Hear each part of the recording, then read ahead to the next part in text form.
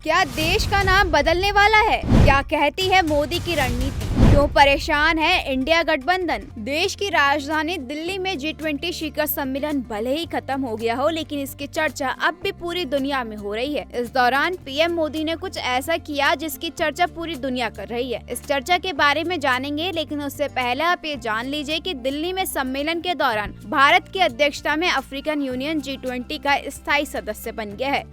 आप सबकी सहमति से आगे की कार्रवाई शुरू करने से पहले मैं अफ्रीकन यूनियन के अध्यक्ष को G20 के स्थायी सदस्य के रूप में अपना स्थान ग्रहण करने के लिए आमंत्रित करता हूं।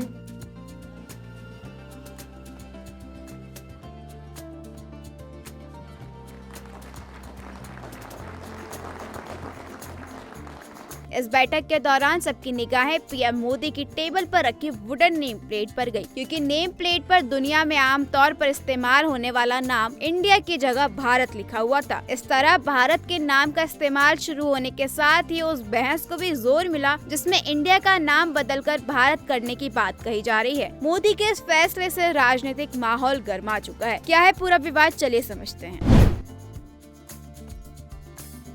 देश के नाम को लेकर अभी राजनीति काफी गरमाई हुई है। इसी बीच पीएम मोदी ने शनिवार को G20 शिखर सम्मेलन का शुभारंभ किया। जिस वक्त पीएम मोदी सदस्य और मेहमान देशों के नेताओं को संबोधित कर रहे थे, ठीक उसी दौरान सभी की नजरें उनकी टेबल पर रखी वुडन नेम प्लेट पर गई। इस बार ये खास था कि नेम प्लेट पर दुनिया में आम तौर पर जो नाम इस्तेमाल किया जाता है, उस नाम की जगह देश के लिए इंडिया की जगह भारत का नाम इस्तेमाल किया गया। कुछ देर में ही केंद्रीय मंत्री स्मृति ईरानी ने ट्वीट कर लिखा कि उम्मीद और विश्वास का नया नाम भारत। पीएम की टेबल पर रोमन में लिखे भारत के नाम को लेकर तमाम तरह के कयास लगाए जा रहे हैं और विपक्ष भी कई सवाल उठा रही है। ये बात इसलिए भी खास है क्योंकि इससे पहले जब भी प्रधानमंत्री किसी अंतर्राष्ट्रीय मंच को संबोधित करते थे तो उनकी टेबल पर रखी कंट्री प्लेट पर देश का नाम इंडिया लिखा होता था। इस बीच अटकलें और तेज हो गई हैं कि क्या सच में देश का नाम बदलेगा। बैठक में सभी विश्व नेताओं के टेबल पर उनके देश का नाम लिखा होता है, जिसका वे प्रतिनिधित्व करने के लिए बैठक में पहुंचे होते हैं। इस दौरान पीएम मोदी के टेबल पर इंडिया नहीं बल्कि भारत का टैग लगा था और इसी ने सभी का ध्यान अपनी ओर खींचा। इसको लेकर विपक्ष ने सरकार पर निशाना साधते हुए कहा कि ये नाम बदलने का प्रयास है क्योंकि उनके गठबंधन के नाम में इंडिया लिखा हुआ है। इसको लेकर राहुल गांधी का भी बयान सामने आया। 8 सितंबर को वो बेल्जियम के ब्रुसेल्स में एक प्रेस कॉन्फ्रेंस को संबोधित कर रहे थे। इस दौरान राहुल गांधी ने कहा कि ये सब कुछ ध्यान भटकाने वाली राजनीति है। We're now having a name change. Yes, is that happening? Whether you're... I don't know, you have to ask the Prime Minister. I am perfectly happy with the names that we have in our constitution. India, that is Bharat, works perfectly well for me. But I think these, in a sense, to me are panic reactions. There's a little bit of fear in the government. These are distraction tactics.